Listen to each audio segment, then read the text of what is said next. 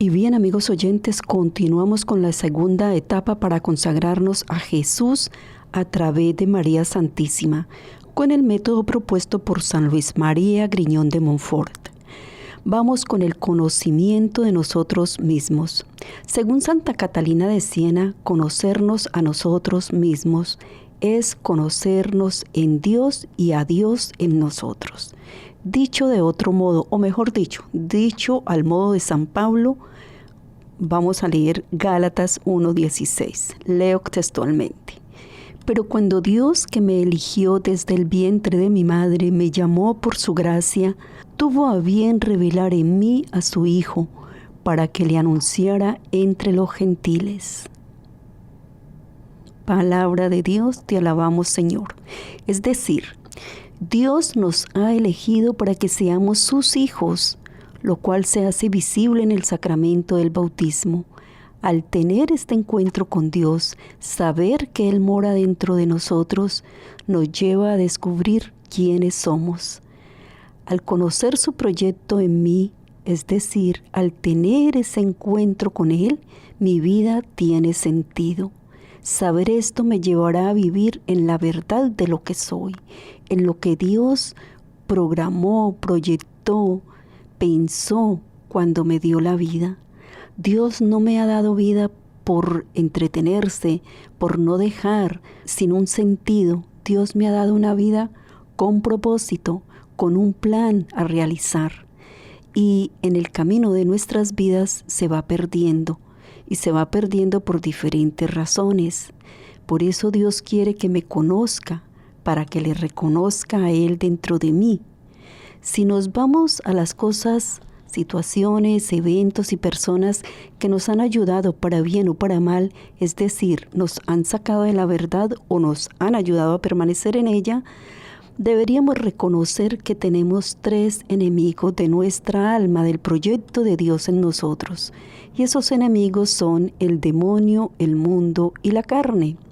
En la primera etapa vimos cómo el mundo nos había engañado y cómo nosotros nos habíamos adentrado en ese mundo, cómo hemos hecho parte de ese mundo, de donde viene la expresión mundanidad, un mundo creado por el mal, un mundo formado por el mal, por las mentiras del enemigo. Vamos pues a conocer cada uno de estos enemigos de nuestra alma, cómo nos han afectado, pero lo más importante, cómo declarar la victoria, el triunfo, que ya Cristo lo ha declarado, pero falta que yo me apropie de esa victoria de Cristo. Veamos la carne. San Pablo nos enseña lo que es la carne en Gálatas 5:19, nos habla de los frutos de la carne. Y parafraseando la lectura para no hacerme muy extensa, él dice que los frutos de la carne son la fornicación, la impureza, la lujuria, los pleitos, los celos, las envidias, las borracheras, las orgías, en fin, nombra todos los pecados. Esos son los frutos de la carne. Pero resulta que esta carne, este estuche en el que está mi alma, mi espíritu, tiene 3 modos de manifestarse, 3 dimensiones. Uno es la comunicación, la fragilidad de esta misma carne y el placer. Vamos a conocer bien esta carne donde habito, este cuerpo que Dios me ha dado, que no es malo. Una de las herejías que se van al principio de nuestra era era pensar que el cuerpo era algo pecaminoso, que era malo, y no es así, porque si así fuese, Dios no se hubiese hecho hombre. Es así pues como reconocemos que el cuerpo físico es bueno, es una obra acertada de Dios, no es un error. Así que debemos amar nuestro cuerpo, pero en el orden de Dios. Un ejemplo perfecto de estar llenos de Dios es Cristo mismo. Él, dicen las Escrituras, dicen los Evangelios, que Él no hizo alarde de su divinidad, es decir, el tiempo que Cristo vivió aquí en la tierra fue todo el tiempo verdadero hombre, sin dejar de ser Dios, pero obró como hombre, por eso sintió hambre, por eso tenía sed, por eso se cansaba, por eso trabajaba, Por eso se sometió a un papá y a una mamá, tuvo una familia, unos amigos. Todo el ejemplo lo vemos en el comportamiento de Cristo revelado en las Escrituras, especialmente en los Evangelios. Así que Él es el perfecto ejemplo de la condición humana. Según dicen los Evangelios, Cristo estaba tan lleno de Dios, tan en sintonía con la voluntad de Dios, que de Él salía una fuerza que curaba, que sanaba. Su voz tenía autoridad moral, porque estaba totalmente unido a la voluntad de Dios. Y conocernos a nosotros mismos nos debe llevar a esa unión plena con Dios, sin romper con la relación de mi cuerpo, de mi carne.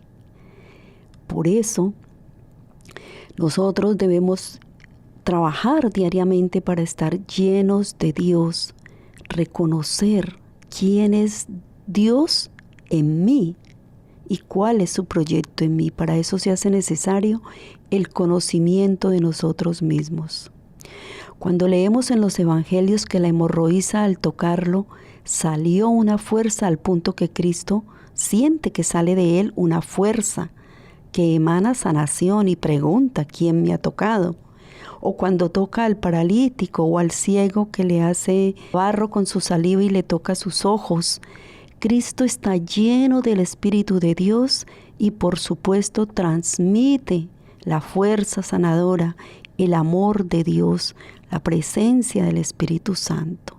Repito entonces que conocernos a nosotros mismos debe llevarnos a esto, pero dejando a Cristo a un lado, digámoslo así, veamos un ejemplo más cercano a nosotros y es Pedro. Veámoslo en Hechos de los Apóstoles.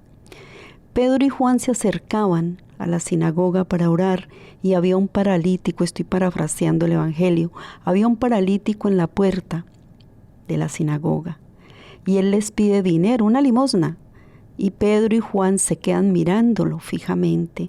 Pedro le pide al paralítico que los mire y luego Pedro le dice, no tengo oro ni plata, lo que tengo te doy.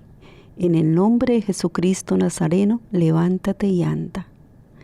Pedro transmite la presencia de Cristo que ya mora en él y sana a través de la mirada y la expresión verbal. Levántate y anda. Pero dice la Escritura que lo miró fijamente y le pidió que lo mirara. Aquí vemos la segunda dimensión de la fragilidad humana. Pedro, después de haber negado a Cristo, después de haberle traicionado, reconoce quién es Él, qué tan débil es, y se da cuenta de que su debilidad, que en su debilidad necesita de Cristo. Cristo lo ha redimido, Cristo le ha perdonado su falta, Cristo le ha devuelto la dignidad de hijo de Dios. Por eso ahora Pedro obra no con su poder, no con su fuerza, sino con el poder de Cristo dentro de él. Una carne sometida a la voluntad de Cristo, sometida al Espíritu de Dios. Ya Pedro se conoce a sí mismo, ya sabe lo vulnerable que es, ya sabe lo frágil que es y sabe que necesita de Dios, sabe que necesita del Espíritu Santo para poder obrar el bien. Y este trabajo es diario, no es como un curso que empiezo y termino, no. El conocimiento de nosotros mismos es diario. Nuestro trabajo para relacionarnos perfectamente con Dios, con nosotros y con los demás es un trabajo diario. Vamos con la tercera dimensión de la carne, que es el placer. El placer es necesario para sostener la carne y el espíritu. Incluso es un deber cuidar nuestro cuerpo físico, emocional y espiritual. El placer es el indicador de que necesitamos algo. Por ejemplo, debo sentir hambre, debo sentir placer al comer para alimentarme y mantener mi salud física. Pero el abuso de esta comida me puede llevar a la gula. La necesidad de descansar, de dormir, me lleva a una salud mental y espiritual. Pero si abuso, me puedo volver una persona perezosa. La necesidad de protección, de sentirme amada y de amar a otros, o de cuidarme y de cuidar a otros, en el buen sentido de Dios, es necesario.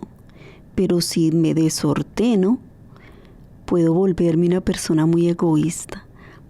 Las necesidades físicas como la comida, el abrigo, el afecto, el descansar, etc., son necesidades físicas pero también emocionales y espirituales. Son importantes para mi buen desempeño con el proyecto de Dios, para mantenerme en la sintonía con la voluntad de Dios, pero si se desordenan, me pueden desvirtuar de mi realidad, sacarme del proyecto de Dios, me pueden sacar de lo que Dios ha pensado para mí cuando me dio la vida.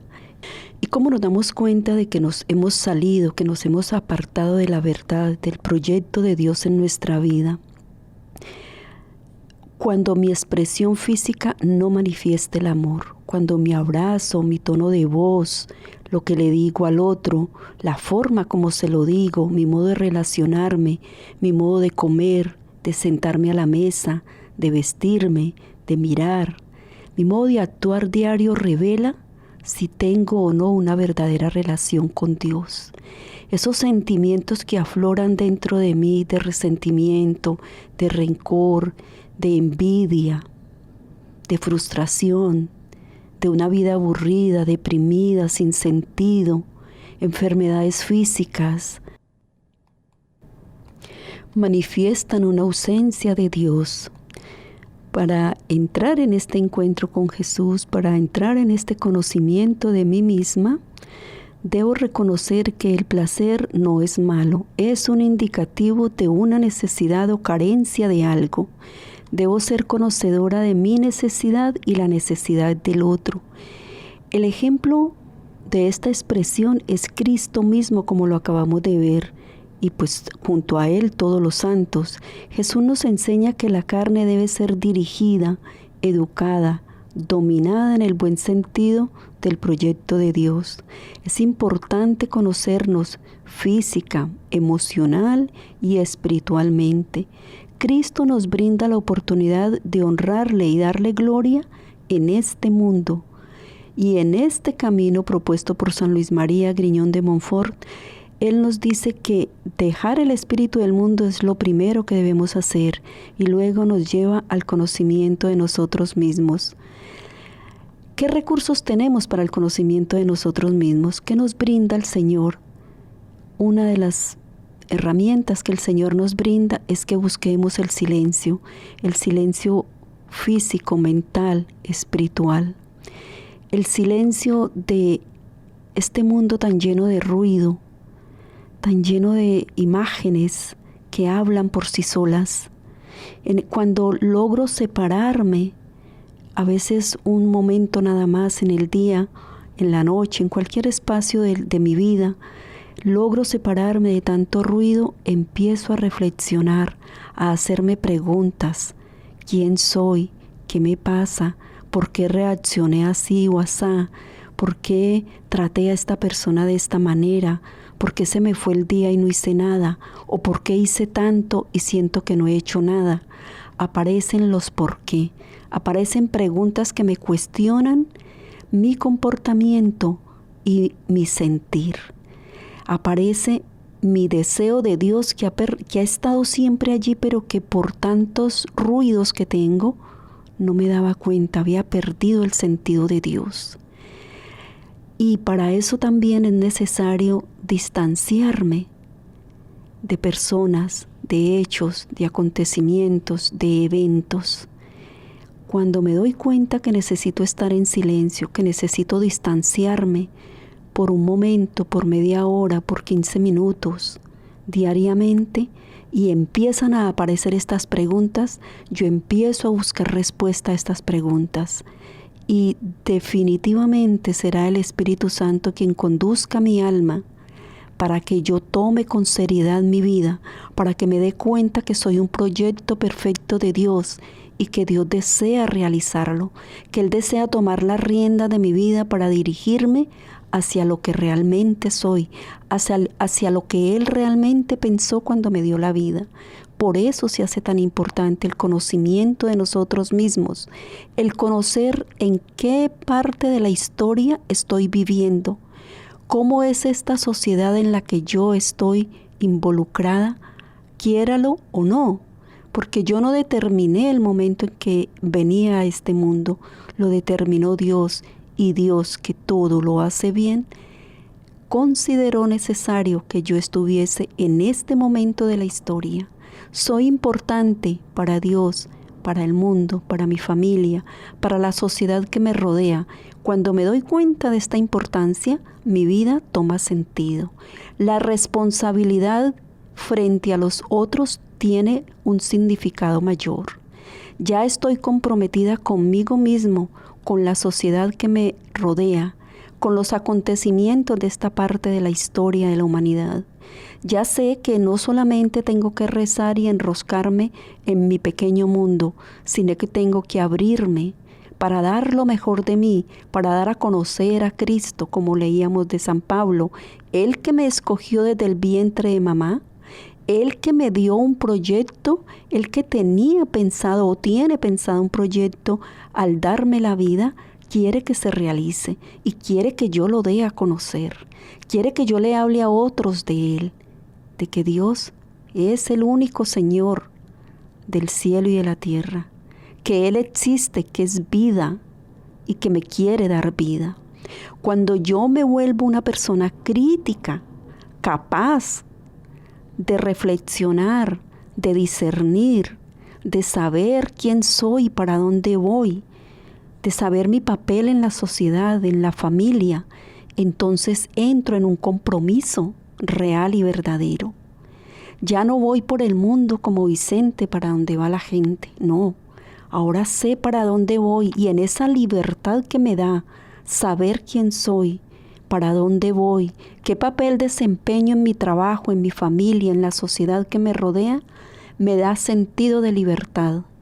Me da una relación perfecta con Dios y le permito a Él que entre y obre en mí, a través de mí, para mi propio beneficio y para el beneficio de los demás. Se dice que seremos juzgados en el amor, pero si no sé amar, si no conozco lo que es el verdadero amor, estaré transmitiendo un amor desordenado, estaré transmitiendo una relación desordenada. Estaré hablando de que amo a mis hijos, pero no quiero que se casen. Estaré hablando de que amo a mi esposo, pero no quiero perderlo de vista ni un segundo. Por eso se hace necesario el silencio, la meditación, el reflexionar. ¿Cuál es el plan de Dios en mi vida? ¿Quién soy? Debo recibir la verdadera doctrina, pero debo buscarla en las fuentes de la sabiduría de Dios, que está en las Sagradas Escrituras. Pero también debo complementar con estudios. También debo realizarme. Si Dios me dio dones para ser médico, tengo que estudiar medicina. Si Dios me dio dones para ser una comunicadora, tengo que estudiar para ello. No solamente me quedo leyendo la Biblia, no. En la Biblia conozco el modo de obrar de Dios en mi vida, pero luego tengo que ir a la ciencia, al conocimiento, que me debe afianzar en el proyecto de Dios en mi vida, que debe aumentar mi fe y mi confianza en Dios, debe hacerme una persona íntegra, desarrollada en todas las dimensiones del ser humano, emocional, espiritual, intelectual, físicamente. No puedo darle idolatría al cuerpo, no puedo pensar que el cuerpo es lo más importante, es necesario para manifestar el proyecto de Dios en mi vida, pero no es lo más importante, como tampoco es lo más importante la relación o la espiritualidad, no. Tengo que trabajar todas las dimensiones del ser humano para ser una persona íntegra y saberme relacionar con las cosas creadas, con las personas, con Dios y conmigo misma. Bendiciones.